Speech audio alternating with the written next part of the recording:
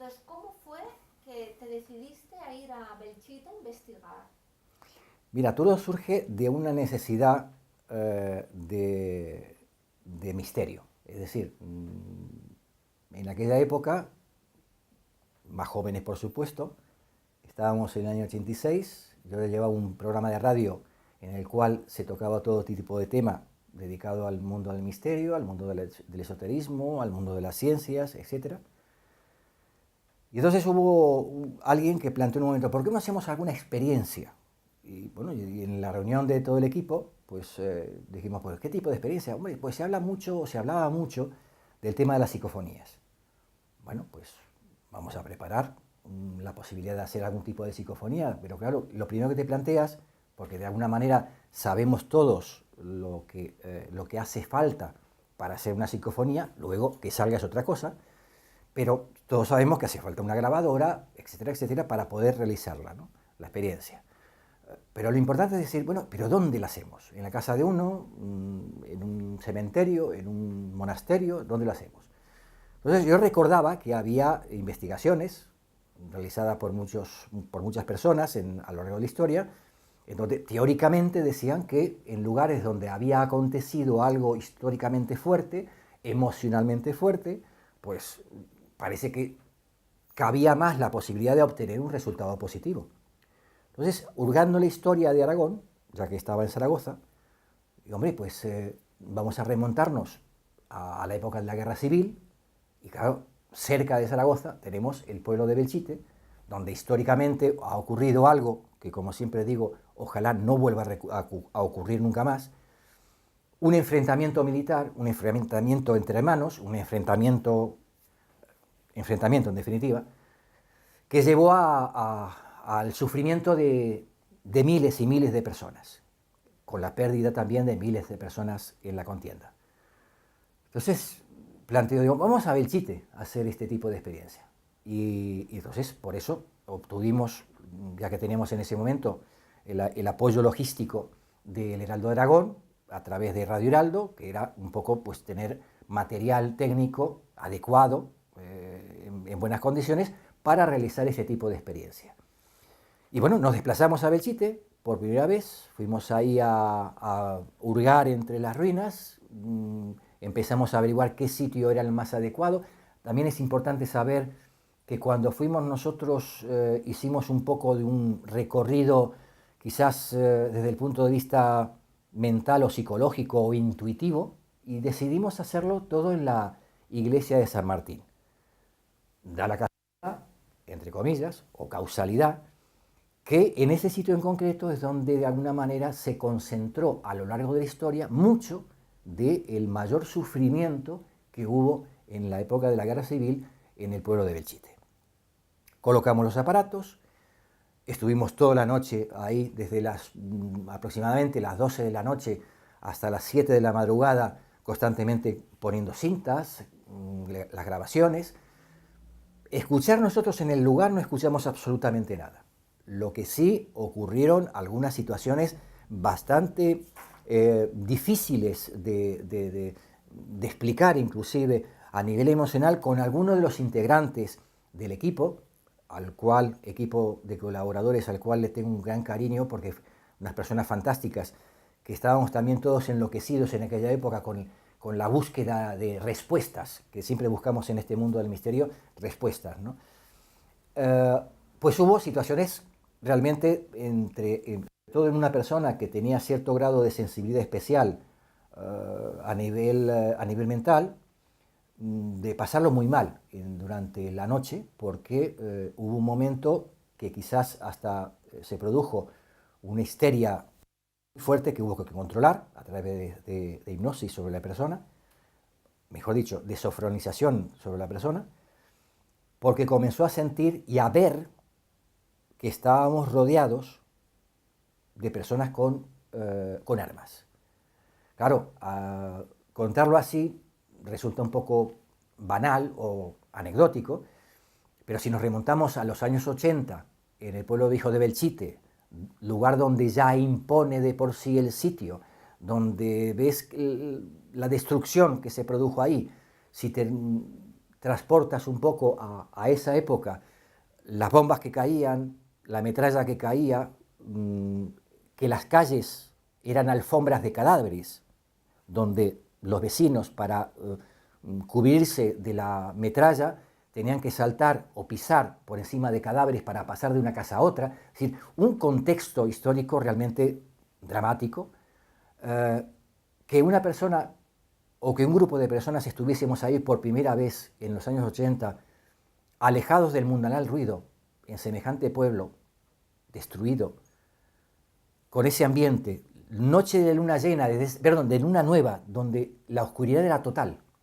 El frío en octubre era bastante marcado, y solitos ahí, pues impone la cuestión. Y sobre todo si una persona comienza a tener una situación, unas emociones en las cuales tú notas que está viviendo realmente lo que está sintiendo y lo que está declamando, que veía realmente que estábamos rodeados de gente con armas que nos estaban apuntando. Por lo tanto, fue una situación bastante compleja en ese momento, solucionada, como os digo, a través de sofronización sobre la persona, pero claro que en principio te deja un poco pasmado, ¿no?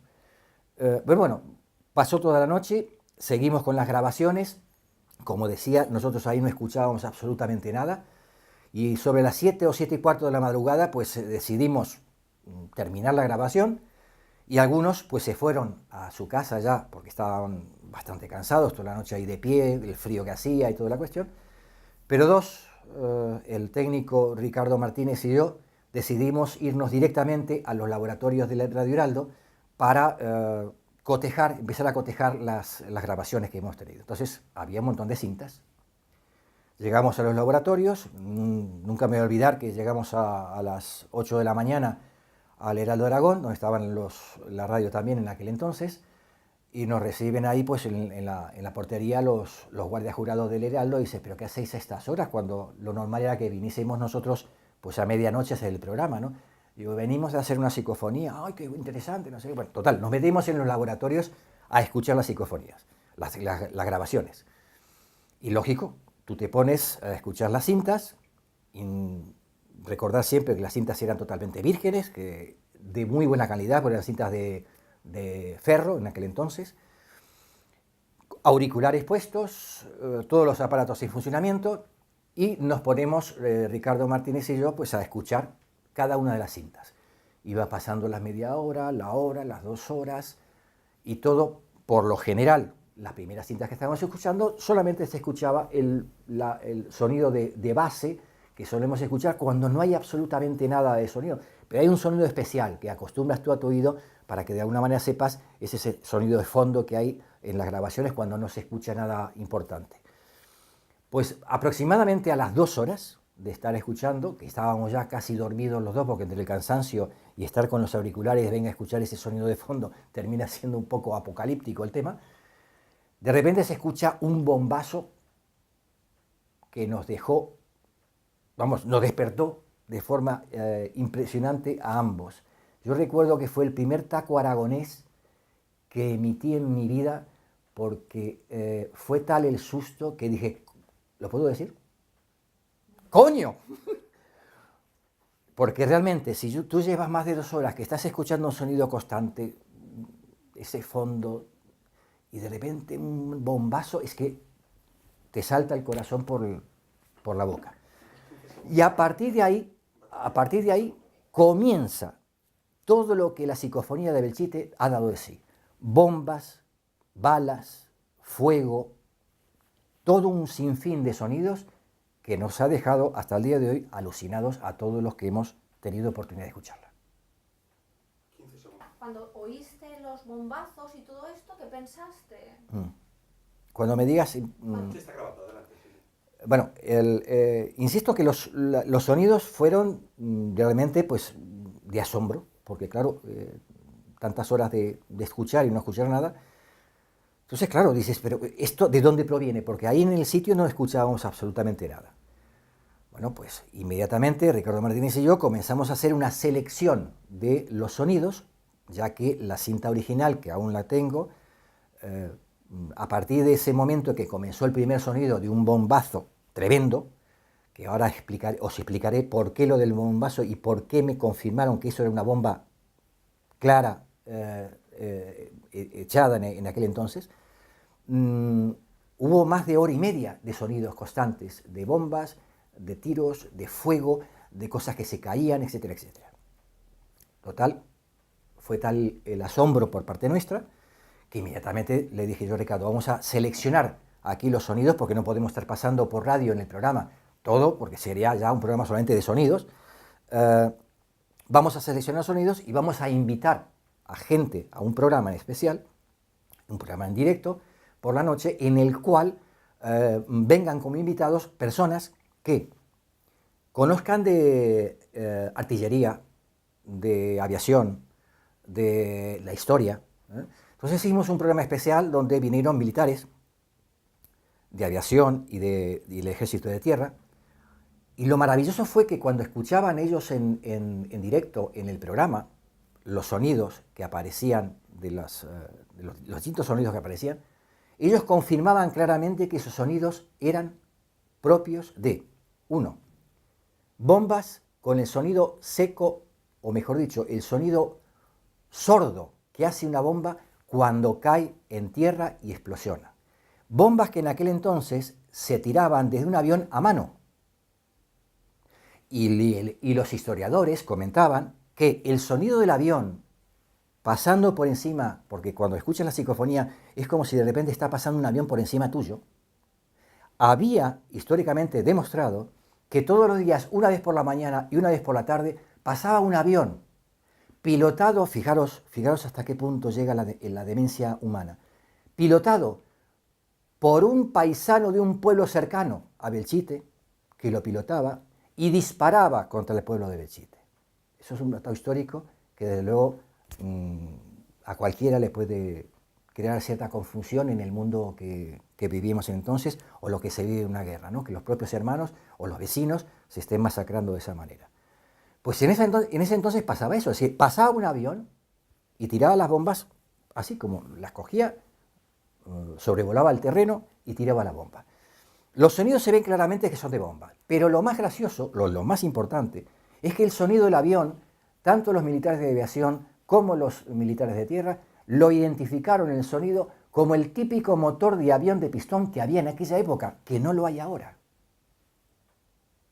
Es más, en toda la zona de Belchite no es zona de vuelo aéreo, es decir, no entra en la cabeza que de repente pasase un avión en el año 86 por esa zona porque no es carretera, no sé si le llaman vía o carretera aérea para que pasen aviones por ahí. Por lo tanto, ese sonido no solamente se cumplimenta al sonido de motor de avión que había en los años 30, sino que además el sitio en cuestión no es lo normal que pase ningún avión. Durante la transmisión del programa, que en aquel entonces teníamos la suerte de que teníamos mucha audiencia, comenzó a llamar la gente. Y entre las llamadas telefónicas en directo hubo varias muy conmovedoras. Sobre todo recuerdo la de una mujer muy mayor que nos llamó diciendo que ella había vivido la guerra de Belchite. Y decía por teléfono, y yo creo que esto lo tenemos grabado, tengo que buscar la cinta, está grabado, esta mujer decía entre sollozos, mientras nos llamaba por teléfono, que cuando estaba escuchando la psicofonía se estaba remontando a revivir toda aquella época. Y nos contó historias, como la que te comenté hace un momento, que lamentablemente los muertos eran muchos y que de una casa a otra tenían que pasar pisando alfombra de cadáveres. Es decir, la psicofonía provocó una especie de reconocimiento a un pueblo y al hecho gravoso de una contienda que Dios quiera nunca se vuelva a repetir nunca, ni aquí ni en ninguna parte. Ojalá. Los sonidos quizás rompieron también otro esquema, que es que por lo general siempre se ha hablado de psicofonías en las cuales aparecen voces. En este caso aparecían cacofonías. En este caso lo que aparecían eran sonidos de una guerra. Porque realmente en la psicofonía de Belchite en ningún momento aparece nadie diciendo soy yo el malo de la película o mátame, o por lo menos en la que hicimos nosotros no. Ahí aparecían solamente sonidos, que yo creo que eran los que realmente no solo sirvieron para revitalizar o de alguna manera documentar más lo que realmente ocurrió ahí, sino sobre todo para sensibilizarnos ante lo que realmente sintieron, vivieron y sufrieron la gente del lugar. Porque una cosa es que te salga una voz en una psicofonía y te diga, estoy aquí, o no sé, mátame, o esas cosas truculentas, ¿no? Que dices, pueden ser verdad, pueden ser mentira, no lo sé, pero ahí están. Pero de repente sonidos que a quien lo escuche como réplica le está produciendo un efecto atemporal, que lo transporta en el tiempo y que de repente hace una especie de vía crucis dentro del propio fenómeno, yo creo que eso fue uno de los elementos fundamentales que potenció esa psicofonía para que viniesen hasta del extranjero, canales de televisión, bueno, de aquí a nivel nacional todos, buscando siempre, ¿qué pasó aquí? ¿Qué fue lo de la psicofonía? Queremos escucharla. Bueno, de alguna manera fue una difusión de Belchite a nivel mundial. Belchite realmente, y sin ponerme ningún laurel en la cabeza, Belchite se puso en el mapa europeo a partir de la psicofonía de Belchite. Eso no me cabe la menor duda. Es decir, la gente comenzó a vivir el fenómeno del pueblo de Belchite a través de la psicofonía en el año 86. Por lo tanto, es un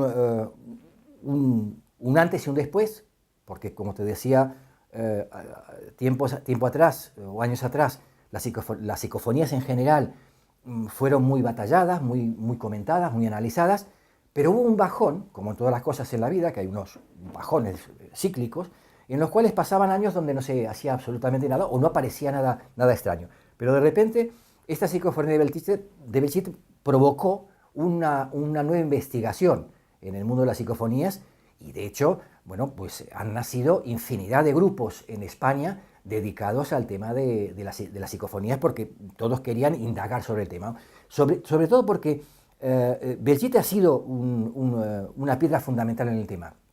Pero ha creado eso también una corriente de investigadores que diariamente o mensualmente o anualmente pues han ido a Belchite a recoger nuevos datos y que muchos han recogido, es decir, han recogido historias, sonidos, voces y nadie ha salido de ahí o muy pocos han salido de ahí sin tener un resultado más o menos apetecible o inquietante, porque yo siempre digo que Belchite no solamente son ruinas, Belchite son una acumulación de piedras destruidas por el hombre, donde cada piedra que ha sufrido tanto como el propio hombre emite una energía especial, una energía en la cual está plasmada la vida y las almas de muchas personas muertas en ese sitio. Por lo tanto, es un lugar al cual pues, las mentes pensantes de la época quisieron dejar ahí como recuerdo, cosa que me parece interesante. Nos ha permitido eso reconocer la bajeza del propio ser humano a través de las contiendas bélicas, pero también al mismo tiempo nos hace reflexionar sobre nuestra propia vida actual, porque Belchite era un pueblo en una región altamente de un estado económico muy alto.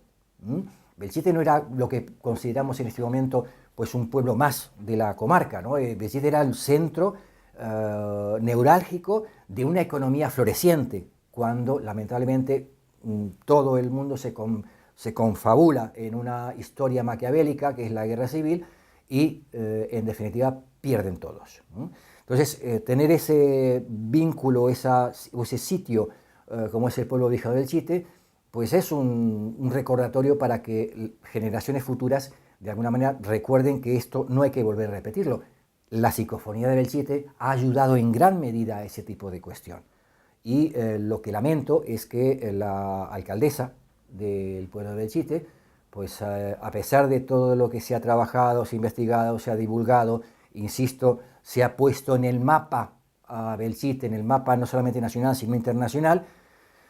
Bueno, pues después de años, no solamente meses, años de presentarle gratuitamente la idea de hacer una conferencia en el pueblo para poder mostrar a las generaciones jóvenes lo que sucedió, pues ni contestar y aún estamos esperando si algún día se le ocurre decir algo, no sé, bueno, son esas cosas que yo no sé si, no sé, en fin.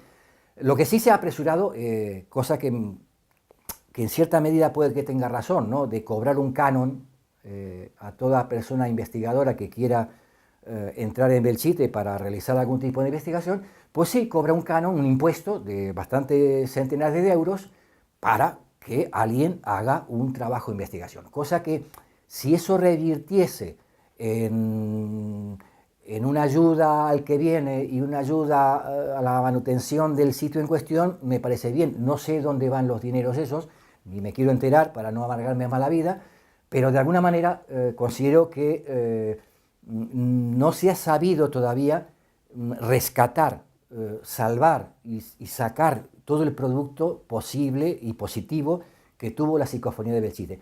Lo han sabido sacar mucho más, y eso me lamenta mucho viviendo aquí en Aragón, lo han sabido sacar mucho más vosotros que venís de tierra vecina y compañera de Aragón, como muchos de otras comunidades de España y del extranjero, que los propios de aquí. A pesar de que ha habido también movimiento aquí, hay mucha gente detrás de la psicofonía de Belchite y tengo infinidad de amigos y de colaboradores en los cuales siempre han estado, ansiosos de conocer más lo de Belchite y apoyando lo de Belchite, pero lo que es la estructura que de alguna manera se podía haber volcado a todo esto, como pasa en otras regiones, que de repente pues de una piedra hacen un monumento, pues aquí a veces hacemos de un monumento hacemos un par de piedras, ¿no? Entonces, clamo de alguna manera, sigo clamando y sigo luchando para que eso no quede en el olvido, porque no queda en el olvido fuera, eso es lo que más me lamenta, no queda en el olvido fuera de Aragón, está quedando en el olvido dentro de Aragón, y eso es lo que me duele más, que de repente no tengamos la capacidad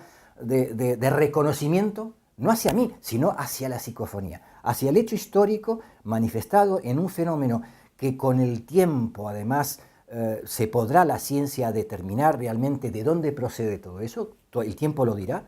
Recordemos que la psicofonía nace, la primera psicofonía nace cuando la tecnología le permite al ser humano hacer unas grabaciones, por lo tanto, estamos hablando de que la tecnología nos ayuda a reconocer o a ver o a intuir que hay algo más de lo que solamente nosotros o nuestros ojos físicos ven, y a partir de ese momento que tenemos esos documentos, podemos sacar conclusiones, teorías, hipótesis, lo que sea, pero nos está descubriendo un mundo más amplio del que realmente estamos viviendo cada día.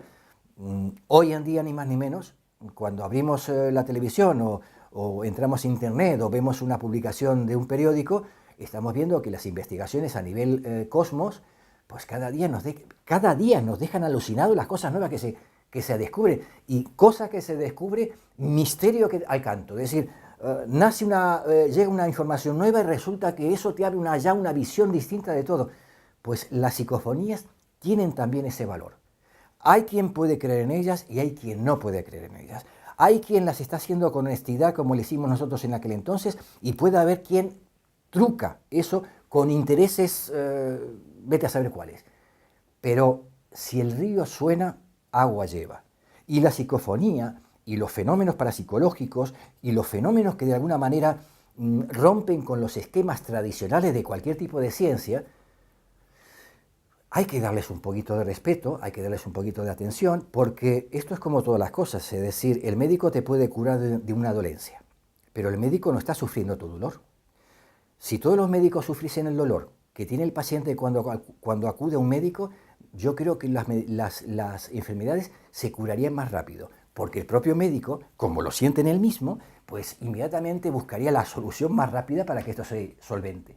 Pues lo mismo pasa con estos fenómenos. Cuando de repente tú tienes una persona delante que viene y te cuenta una historia que le ha pasado, lo primero que hay que tener respeto por la persona. Luego tienes que indagar si esa persona pues tiene algún desequilibrio que puede acontecer, si una persona pues tiene algún tipo de falta de algo, que muchas veces, sobre todo en el mundo de los contactados, hay mucho de este tipo de tema.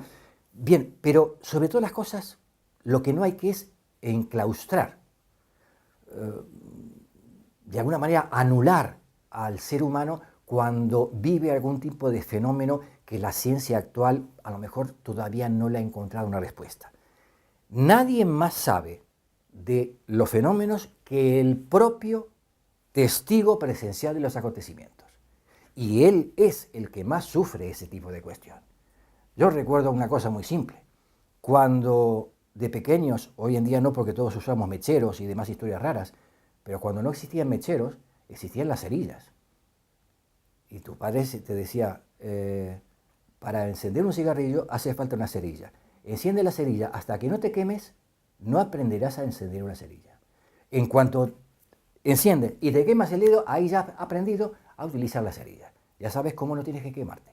Lo mismo pasa en el mundo de la parapsicología, lo mismo pasa en el mundo de las psicofonías o en general en este tipo de temas.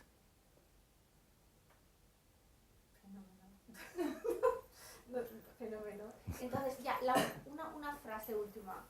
¿Tú crees que en Belchite existe algo? Bien.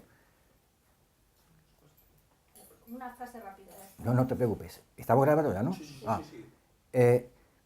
En todo sitio donde ha ocurrido algo, algo hay. Me voy a explicar mejor. Los fenómenos parapsicológicos nacen con el propio hombre en general. Es decir, si no hay una mente pensante, no hay fenómeno parapsicológico porque no hay una mente que reaccione al fenómeno en cuestión. Pero que en Belchite existe más, teóricamente o técnicamente, dicen que en los lugares donde ha acontecido algo, resulta que ahí es más fácil captar. Bien, también ha habido gente que ha ido a Belchite y no ha captado nada. Yo siempre recomiendo una cosa, que las psicofonías se hagan en el sitio que sea, pero que se hagan en luna nueva, en luna que no se ve en el cielo. Es decir, la luna que cambia, la que tenemos hoy. Hoy tenemos luna nueva. Es la luna que propicia un mayor acercamiento mental. Es la luna que propicia, por los campos electromagnéticos que genera en la Tierra, la luna que propicia el intercambio psíquico en las personas. Es una luna que propicia, por ejemplo, que cuando tú vas al campo, la naturaleza esté más tranquila. Porque, por ejemplo, si tú vas a cazar por la noche, o recorrer el campo por la noche, o por el día inclusive, si hay luna llena, está todo mucho más convulso, todo mucho más movido. Pero si vas con luna nueva, está todo más tranquilo. Esto ayuda a que las psicofonías se manifiesten. Eso es una técnica que la comento porque la he investigado a través de muchos años. Y estudiando las épocas, fechas en las cuales se han hecho psicofonías y hemos obtenido resultados, luna nueva es la más favorable para hacerlas. ¿Que podemos hacer psicofonías en cualquier sitio? Sí. Lo que pasa es que si tú vas a un sitio donde, por ejemplo, el de Belchite en concreto, como he hecho en otros sitios, en donde tú puedes tener un documento de la historia del lugar, es mucho más fácil para asociar lo que has obtenido con lo que ha ocurrido en el lugar. Pero, por ejemplo, yo he hecho psicofonías donde han aparecido voces o sonidos extraños en una casa particular. Claro, ¿qué pasa si de repente a los dueños de esa casa aparece un sonido de alguien que se está ahogando y resulta que ellos no saben nada, pero indagas en la historia y en ese piso, tiempo atrás, el antiguo inquilino ahorcó a otra persona? El tema es complicado. Por lo tanto, cuando uno quiere indagar, quiere sumergirse en el mundo de las psicofonías o en cualquier tema del mundo parapsicológico, por llamarlo de alguna manera, tiene que saber que se va a enfrentar a riesgos. Se va a enfrentar a situaciones extremas. Se va a enfrentar no solamente a la incomprensión del medio, sino también a una situación en la cual puede jugarse su propio equilibrio psicológico. Llámese psicofonías, llámese Ouija, llámese experiencias paranormales de muchos tipos. Los temas son muy delicados. Lo que pasa es que ha habido un boom, sobre todo en los últimos años, en los cuales todo el mundo se dedicaba a hacer experiencias, que me parece muy bien, pero vuelvo a la cuestión. Hay que saber dónde uno se mete. Y sobre todo hay que tener una buena orientación. Sebastián Darboux, por ejemplo, ha hecho a lo largo de toda su vida una buena historia y una buena documentación para la que la gente esté clarificada de los riesgos de una cosa, de los riesgos de otra, y sobre todo llevar siempre a la mesa del laboratorio los estudios bien realizados, como muchos investigadores. Pero no hay tantos. Es decir, aquí parece que las cosas nacen como setas, ¿no? Y no es así. Es decir, el investigador nato es el que se mete en la investigación. La primera ley de cualquier científico es la observación. El científico oficial, tiene la suerte que, además de estar oficializado, pues tiene todos los medios en su laboratorio para recrear e investigar fenómenos. El parapsicólogo se tiene que buscar la vida. Y el parapsicólogo, para poder adentrarse a tener un cierto caudal de información y al mismo tiempo tener un elemento de juicio y al mismo tiempo poder vertir algún tipo de información al resto de las personas, tiene que involucrarse en el tema. La introspección del investigador sobre los fenómenos parapsicológicos es fundamental, pero con los riesgos que conlleva. Por lo tanto, cuando tú te dedicas a un tema de parapsicología, cuando tú te dedicas a un tema de astrología, cuando tú te dedicas a un tema de investigación, obligatoriamente tienes que saber desde un principio que gran parte de tus elementos normales de la vida corriente que todo el mundo vive, los tienes que desechar, los tienes que aparcar para poder brindarte a ese tipo de investigación. Y a partir de ahí, entonces tú eres tu propio laboratorio, que eso es lo importante en parapsicología. Porque trabajar de forma intelectual es muy fácil. Esto es como cuando se decía en la época de J.J. Benítez y los ufólogos, se hablaba de los ufólogos de salón, recordarás, que siguen existiendo. O sea, el ufólogo que de repente se pone a hablar de la ufología, pero desde su casa o de... No, señores, vamos a meternos en el ajo y vamos a jugárnosla para que de esa manera tengamos la capacidad suficiente y la autoseguridad de cuando hablas o das una versión, hacerla creíble a la persona que te escucha. Por eso es importante el investigador, la observación, el escuchar al testigo, el respetar sobre todo las cosas que le pasa a la gente. Porque si empezamos con que usted lo que tiene es una... No, usted lo que tiene es que está pasando por una situación la cual hay que investigar. Y los fenómenos parapsicológicos son mucho más amplios de los que normalmente nos cuentan.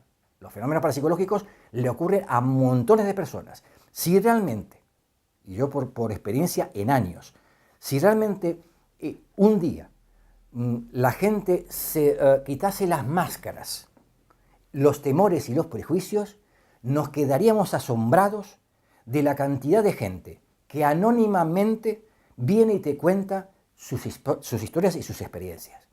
Y estamos hablando no solamente de gente que dice, no, que estos son gente de poca preparación. No, yo estoy hablando no solamente de la gente de poca preparación. Estamos hablando de gente de mucha preparación, pero porque vivimos una hipócrita sociedad en la cual la imagen es muy importante y de repente me pueden confundir de una cosa a la otra. Sin embargo, día tras día se está viendo que personajes famosos van comentando fenómenos que le están pasando. Y la parapsicología es uno de las herramientas fundamentales, siempre que sea bien llevada, para poder dar respuestas a las personas. Lo mismo que la astrología, lo mismo que la hipnosis, es decir, son elementos que nuestra sociedad necesita para dar respuestas, porque todos necesitamos respuestas. A todas las cosas que nosotros nos rodean, si hay algo que nos ponen delante nuestro y no tiene un nombre, no la bautizamos de alguna manera, ya es un enemigo nuestro. Nosotros tenemos que tener en nuestra existencia siempre conocimiento y raciocinio sobre todo lo que nos rodea. Pues si hablamos siempre en el mundo de la parapsicología, como en la filosofía, de que hay que conocer el mundo interior, pues en nuestro mundo interior también hay que darle un nombre, hay que darle una situación.